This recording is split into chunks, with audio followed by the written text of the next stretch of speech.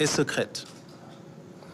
Toute personne qui concourt à cette procédure est tenue au secret professionnel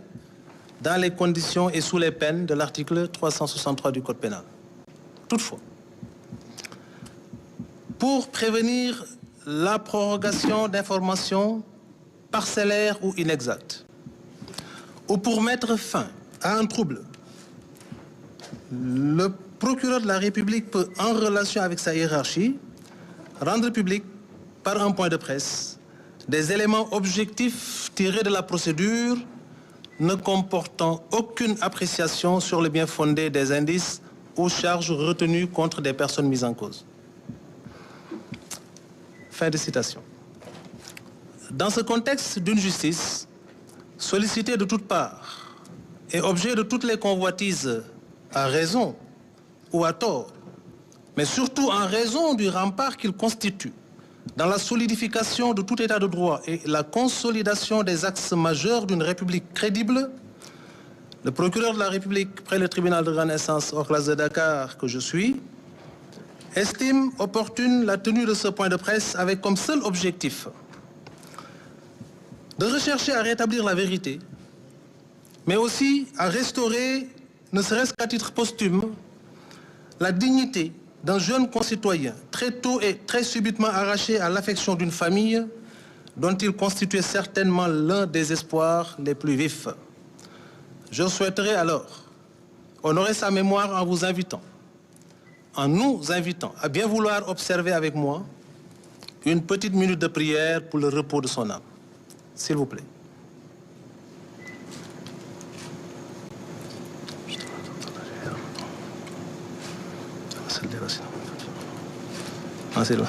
والهدي إلى صراطك المستقيم ومغفر له وارحمه وعافيه وعفو وأكرم نزله ووسع مدخله واغسله بالماء والثلج والبرد ونقهم من الذنوب والخطايا كما نقيت الثوب اجعله دارا خيرا من داره وأهلا خيرا من أهله وزوجا خيرا من زوجه وأهله القل الجنة وأخذ من عوله اللهم أنزل على قبره الضياء والنور والفسقة والسرقة حتى يكون في بطن الهدي عنده أمر. آمين. Merci. Mesdames, Messieurs, la journée du 9 février 2026 restera à jamais gravée dans les pages les plus sombres d'une histoire que nous avons en partage. Ce qui s'est passé ce jour-là et qui concerne certains éléments de notre vaillante et valeureuse police nationale, il faut le dire, mais aussi une infime partie de notre jeunesse estudiantine, a pu donner l'impression aux uns et aux autres qu'on a opté de troquer ce manteau séraphique dont sont drapés normalement celles et ceux qui constituent l'espoir de toute une nation contre les habits d'individus peu consciencieux des enjeux du moment, au point de prendre pour cible des édifices pourtant bien apprêtés pour les accompagner dans ce long et difficile processus de formation qui, à terme, devrait les élever à des niveaux de responsabilité fort appréciables. C'est une impression qui a pu être suscitée par ce qui s'est passé malheureusement dans cette journée du 9 février. Je l'ai dit, heureusement que c'est une infime minorité, et certains d'entre eux, pour avoir conceptualisé, planifié, organisé, saccagé et fait saccager à tout va, ont été arrêtés, gardés à vue, conduits au parquet de Dakar et seront certainement confiés à un juge d'instruction qui se chargera d'approfondir les investigations. Dès demain, ils seront certainement présentés à ce magistrat instructeur suivant les mécanismes classiques et procéduraux de saisine de ces autorités d'instruction. Pour ce qui concerne certains éléments relevant d'un corps d'élite qu'est la police nationale, qui, dans un moment de crise, ont tout de même décidé de franchir allègrement les limites tolérables du maintien de l'ordre pour s'attaquer à d'autres membres du tissu social déjà arrêtés, parfois même neutralisés, certains s'en prenant même,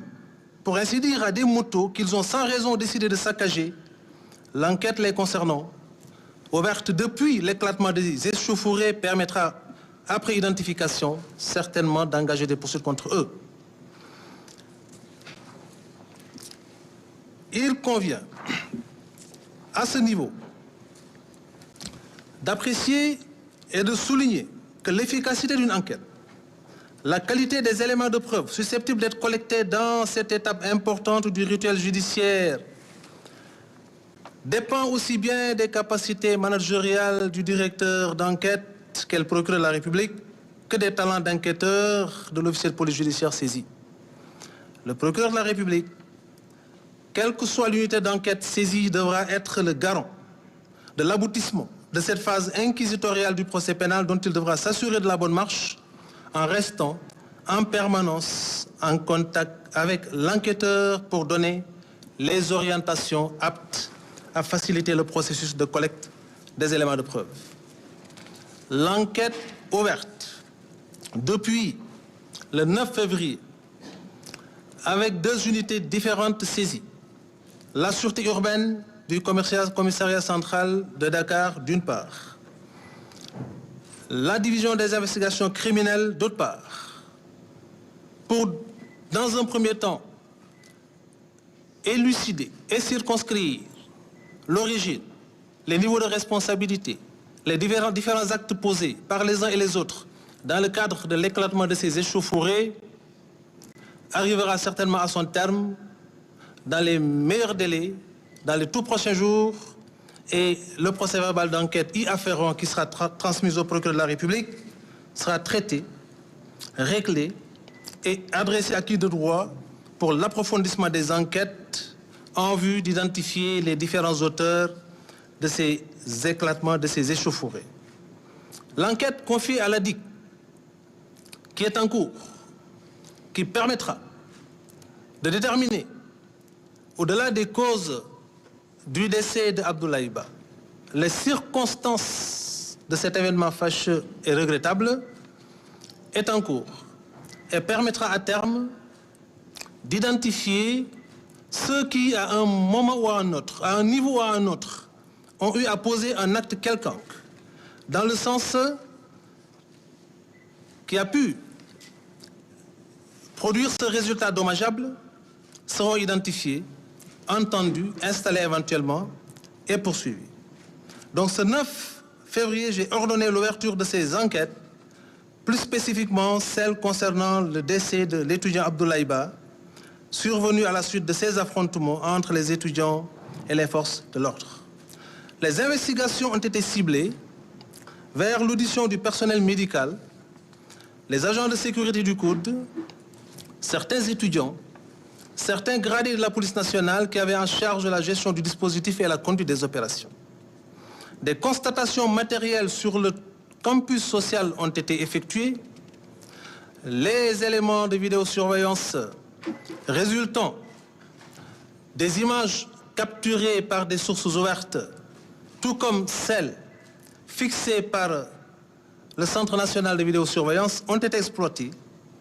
et ont pu constituer les axes majeurs des investigations qui jusque-là ont été menées par la division des investigations.